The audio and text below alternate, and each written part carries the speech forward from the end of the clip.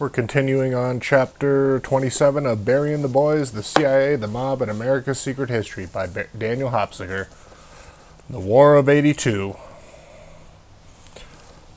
The most talked about event in Barry Seal's much talked about life concerns the persistent rumor around since shortly after his assassination that he had been murdered when he threatened to make use of videotapes of a DEA cocaine sting which had netted George Bush's two sons, Jeb and George W. Rumors are just that, rumors. Still, when something has been whispered about for as long as this has, its very persistence becomes a story in itself.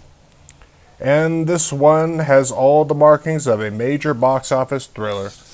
Governor and presidential contender George W. Bush and his brother, Florida's Governor Jeb Bush, allegedly caught on videotape in 1985 picking up kilos of cocaine at a Florida airport in a DEA sting set up by a vengeful Barry Seal.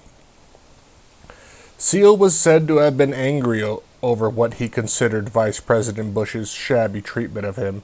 In the deal the two had cut off, Seal felt Bush was to take care of Seal's legal difficulties. In exchange, Seal had gone to work for Bush and North at MENA. Now he felt double-crossed by Bush, so the story goes. His reaction had been to use his DEA cover to set up a sting that ended up netting two very red-faced Bush boys. Seal then stepped in and took care of things. The Bushies were now supposed to be in his debt. Plus, he hung on to the videotapes shot of the sting for insurance. In retaliation, Seal was very publicly executed for his impudence less than a year later. When caught, members of the hit team, all their lawyers that once they got to the U.S. When caught, members of the hit team all tell their lawyers that once they got to the U.S., their actions had been directed by a military officer who they all very quickly figured out to be National Security Council staffer Lieutenant Colonel Oliver North. Where are the tapes? What evidence was there for this story?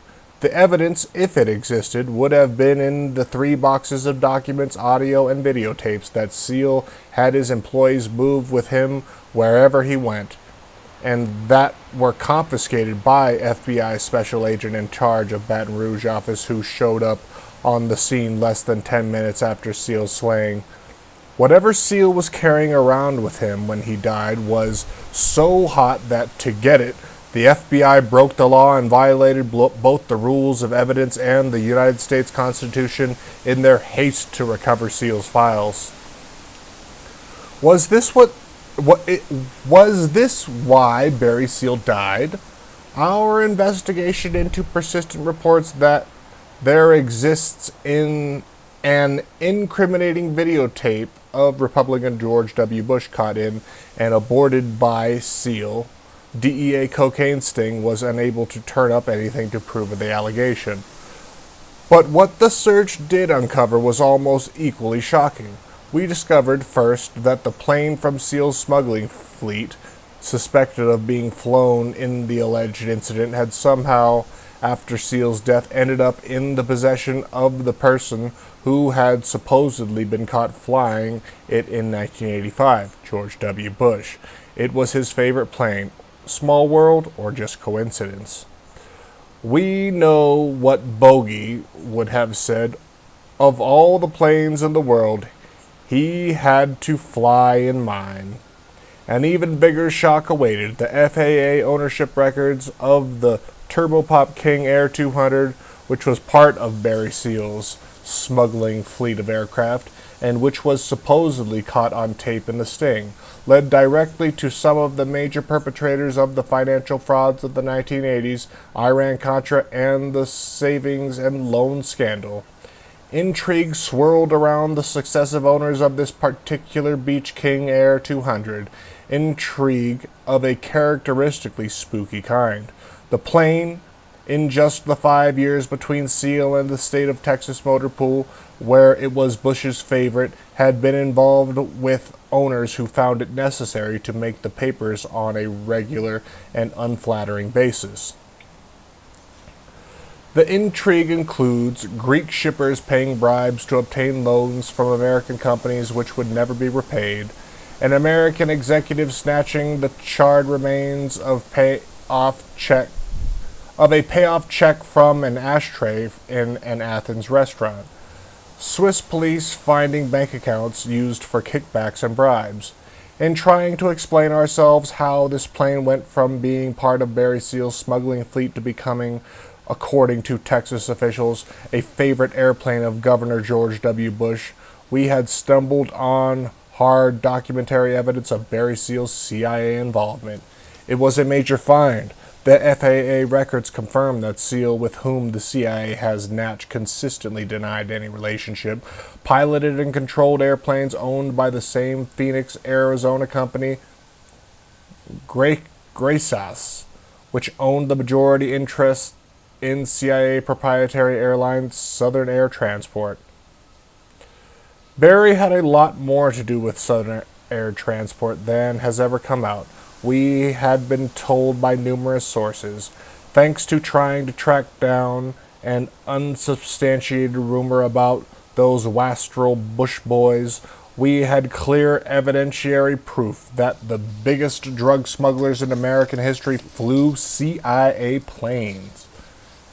It had started with a lead into the history of the aircraft, a 1982 Beechcraft King Air 200, with FAA registration number N6308F, serial number BB-1014, found in records kept by Barry Seal's widow Debbie.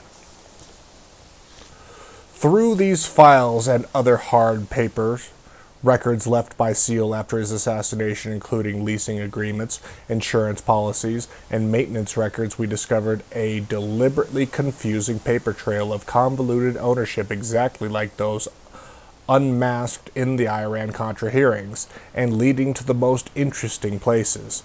Unraveling the King's Air tangled, a colorful history first requires a look at the year the plane came into service. 1982 was a momentous year. The plane was spanking new, and President Reagan had just introduced Project Democracy, which he called a crusade for freedom. It became instead a license to steal. Here's how it started. The denotations rumbled along the rocky course of the Rio Negro in Nicaragua throughout the night of March 14, 1982. Concrete bridges groaned under their own weight and came crashing in avalanches of dust in a dark landscape seen through night vision goggles. In certain quarters of Washington, D.C., it was time to uncork the champagne. War was breaking out in Central America. 2 days later, Barry Seal took possession of the first of many planes supplied to him through CIA Director Bill Casey's off-the-books enterprise, a King Air 200. By March of 1982, more than 100 U.S. advisors were in Honduras. The chief of the Honduran army, Barry's pal General Alvarez, said that his country would agree to U.S. intervention in Central America if it were, but of course, the only way to preserve peace. Some generals will say anything to make a buck.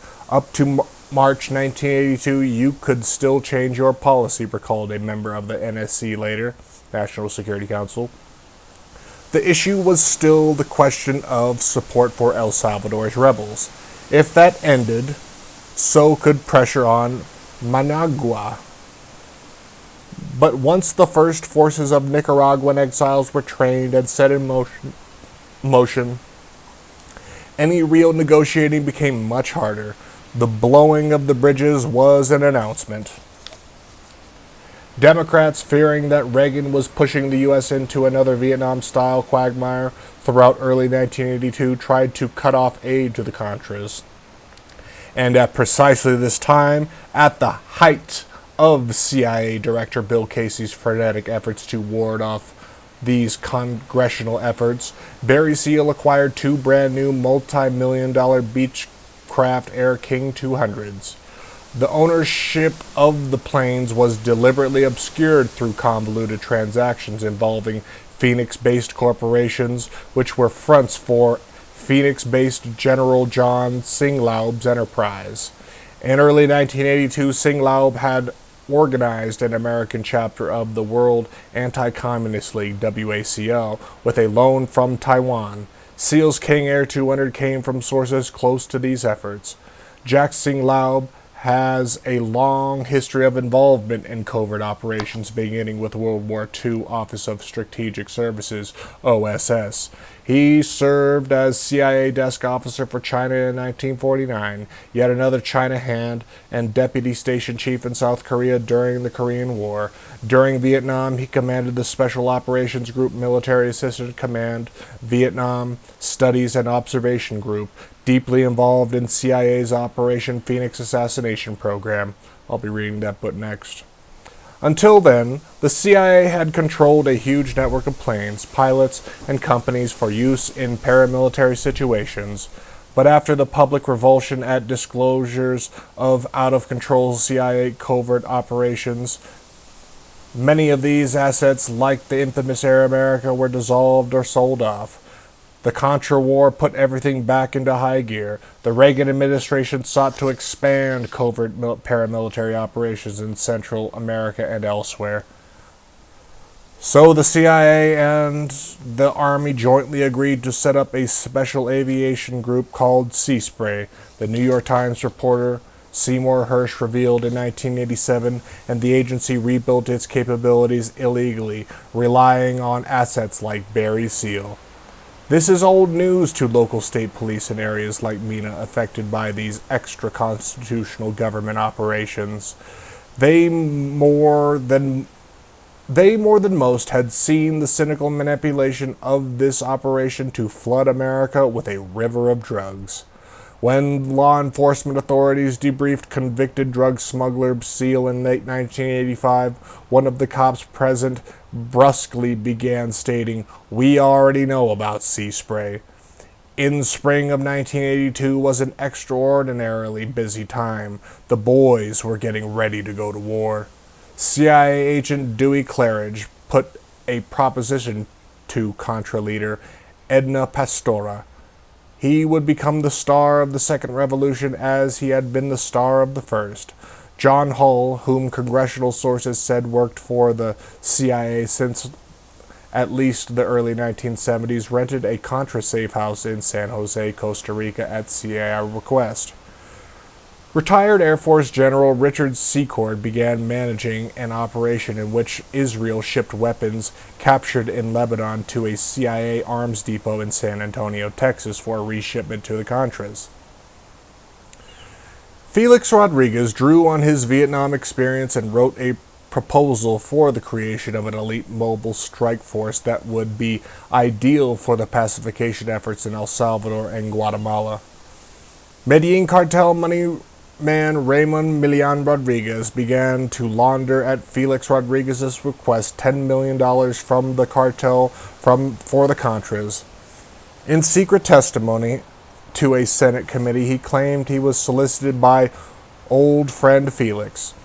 Attorney General William French Smith signs a memorandum of understanding that gives the CIA carte blanche to ignore drug operatives working in the Contra movement. French's memo is widely considered the smoking gun, proving intent on the part of CIA in the cocaine epidemic that coincided with the Contra War. And Barry Seal moves his base of operations from Louisiana to an obscure airport in the secluded mountains of western Arkansas to hook up with the CIA, which is anxious to use Seal's fleet of planes to ferry supplies to Contra camps in Honduras and Costa Rica. Between March and December 1982, according to law enforcement records and Seal's own archives, Barry fitted 9 of his aircraft with the latest electronic equipment, paying the $750,000 bill in cash, reminding us of an old Saturday Night Live gag about Chico Esquila, a clueless Latin ball player changing only slightly. National security been very, very good to me. Barry. Early in 1982, a new cover unit of the armed forces was also set up. Known as Intelligence Support Activity, ISA, it became a separate entity in the Army's secret world of special operations, with its own commander, Colonel Jerry King. The secret operation ferried undercover Army operatives to Honduras, where they trained Honduran troops for bloody hit-and-run operations into Nicaragua. The Army went to outside businessmen and arms dealers to make off-the-books airplane purchases with funds that had been laundered through secret Army finance offices at Fort Meade. $325 million was appropriated for this special operations division of the Army between 1981 and the autumn of 1983. Though private front companies, like the ones which supplied Barry Seal with his fleet of smuggling aircraft, Operation Sea Spray and Yellow Fruit ferried weapons like rapid-fire cannons to CIA operatives busily mining Nicaraguan harbors. All of this was in violation of congressional legislation barring the Defense Department and the agency from any action aimed at overthrowing the Sandinistas. More importantly, they ignored the manifest wishes of the American people who strongly rejected war with puny Nicaragua. According to a 1987 New York Times report by Seymour Hersh, had these operations become public, they would almost certainly have caused enormous damage to the Reagan administration. But that's why God made special forces, or so at least goes the rationale. Whatever the reason for the Central American War, SEAL's drug enterprise grew to become a truly formidable funding engine. Vast fortunes were made, covertly during the 1980s, and these are some of the people who made them, giving them a leg up in achieving the coveted distinction of being a global oligarch. SEAL's planes flew from Mina to airstrips in the mountains of Colombia and Venezuela. After making a refueling stop in Panama or Honduras, they would return to Mina en route. The planes would drop parachute-equipped duffel bags loaded with cocaine over SEAL-controlled farms in Louisiana. His well-connected and officially protected smuggling operation based at Mina accounted for billions in drugs and arms from 1982 until his murder 4 years later, said Dr. Roger Morris and Sally Denton in Partners in Power. They reported that coded records of the Pentagon Defense Intelligence Agency, DIA, showed Barry Seal on the payroll beginning in 1982. The effects of the Barry Seal directed efforts to take weapons one way and bring drugs the other soon began to become visible and ruined lives in the U.S. and maimed bodies in Central America. My investigation establishes a conspiratorial period chronologically with the first overt act and last overt act. The first overt act was on April 12, 1982, stated Arkansas State Criminal Investigator Russell Welch. Of course, SEAL's operation was not alone. When private planes began to bomb the Nicaraguan capital, resulting in the crash of a Cessna 404 at the Managua airport, an account of how 3 Cessnas were secretly transferred from the New York Air National Guard to Central America for the raid on Managua leaked out. Custody of a number of planes moved from the U.S. Air Force to Top Secret Joint Chiefs Operation codenamed Elephant Herd, and then on to the CIA through a Delaware company where they were first armed and then transferred to the Contras. This company, Summit Aviation, was doing business with Barry Seal, proved by records in his widow's possession, according to congressional sources. Summit did contract work for the CIA, had former CIA personnel on the payroll, and had been linked through ownership records to the Cessna that crashed while bombing Managua. And the downed Cessna's ownership records were equally as convoluted as were Barry Seal's King heirs. The fake paper desk was doing a crackerjack job. The Cessna was purchased by Summit in October 1982 from Traeger Aviation Center in Lima, Ohio. They covered their tracks on the same day, selling it to Investair Leasing Corp. Of McLean, Virginia, VA. I think that might be Virginia. Investair, which had an unlisted telephone number and also did contract work for the CIA, according to congressional sources. The deal was put together by Patrick J. Foley, Summit's military director, a SEAL associate whose name and number are in Barry's files. In addition to work for Investair, Summit maintained a modified planes for Americo. Organized in 1982, also bought several multi-million-dollar Beechcraft heirs like SEALs purchased directly from Beech in a procedure used only for military projects, according to Beech officials and aviation experts. They were all, in other words, military spec planes. When asked whether Americo's government worked, including activities in Central America, and Americo officials said that may well be. The convoluted paper history of the airplane, which once belonged to Barry Seal, and which was until recently the favorite plane of George W. Bush, begins when the title of the new aircraft was first recorded by Portland, Oregon dealer Flightcraft Incorporated in early 1982. Flightcraft president David Heinsohn, a former military and commercial airline pilot active in the Republican Party in Oregon at the time, was, according to the Oregonian, under consideration to head the FAA. The paper stated Hinson met with Transportation Secretary Elizabeth Dole to express interest in the job, even traveling to Washington to promote himself for the post. Helping Bill Casey subvert the will of Congress and the American people presumably did nothing to hurt his chances. The King Air N6308F was spoken for even before it arrived at Flightcraft's facilities.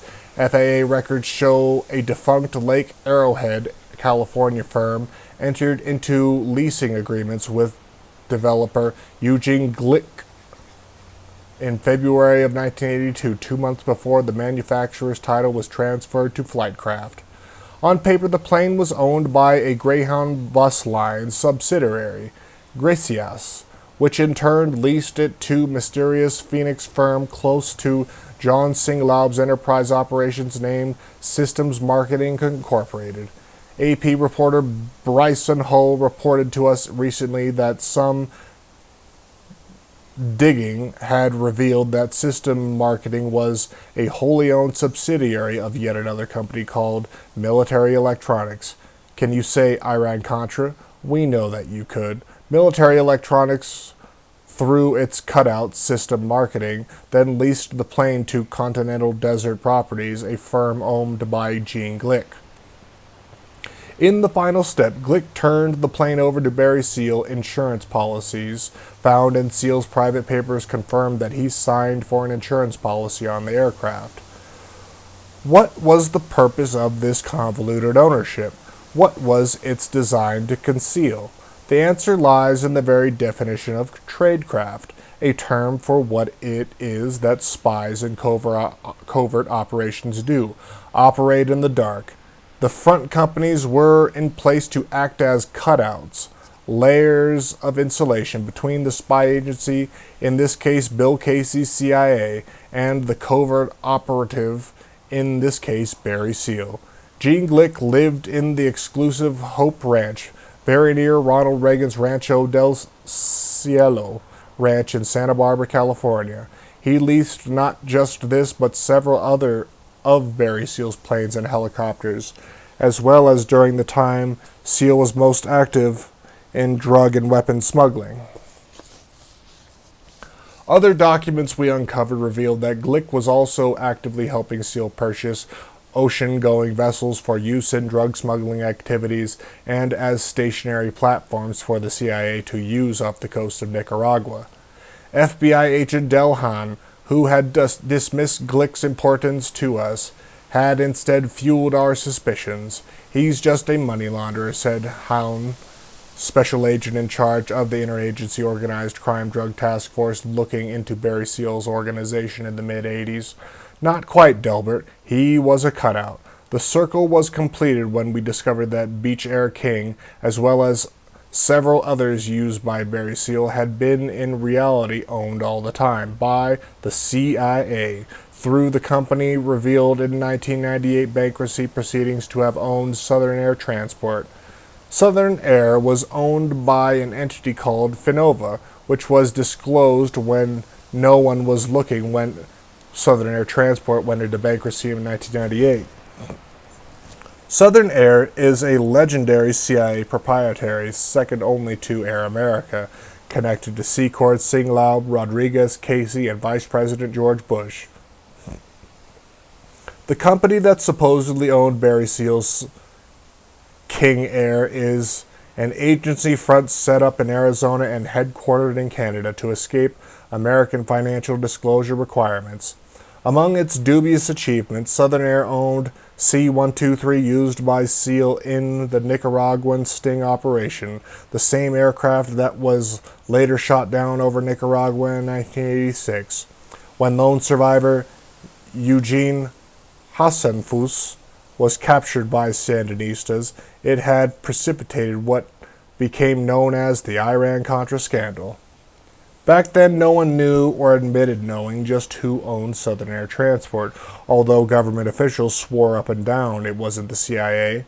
On June 14, 1984, after passage of the Second Boland Amendment and the consolidation of Contra operations under Oliver North, the plane was sold twice in one day, first to Morgan B. Mitchell of Vale, Oregon, and then to Chevrolet dealer Merrill Beans of Ogden, Utah, who curiously gave the Dover, Delaware address of the Prentice Howell Corporation on the FAA registration.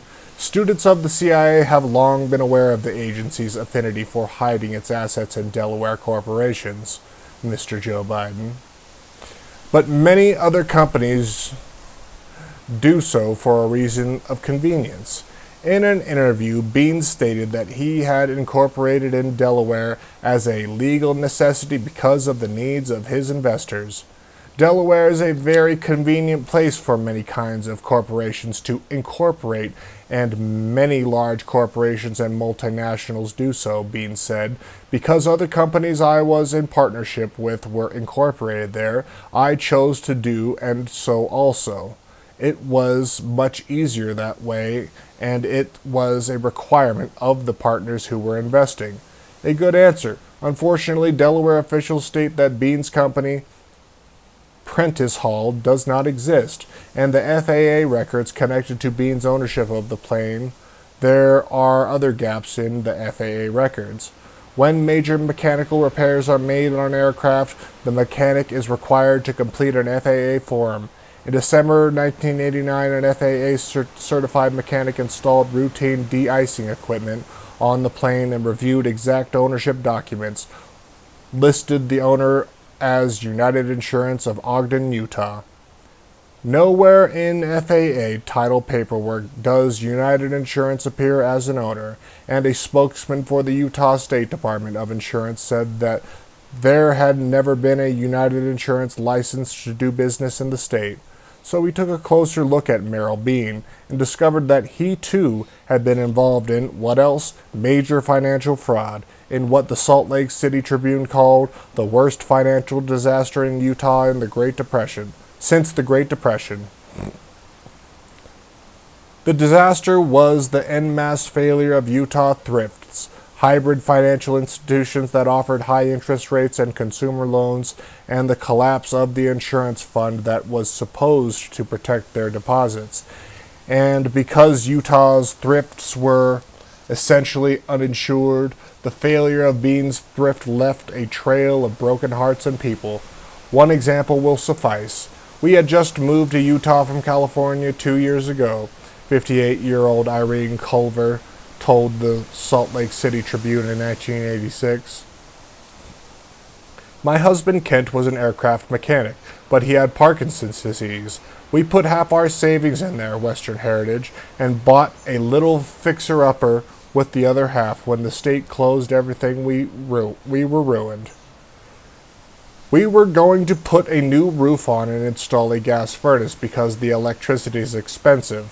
Now we can't do it, so we've got half the house closed off, Bean told us. I was director of that failed thrift.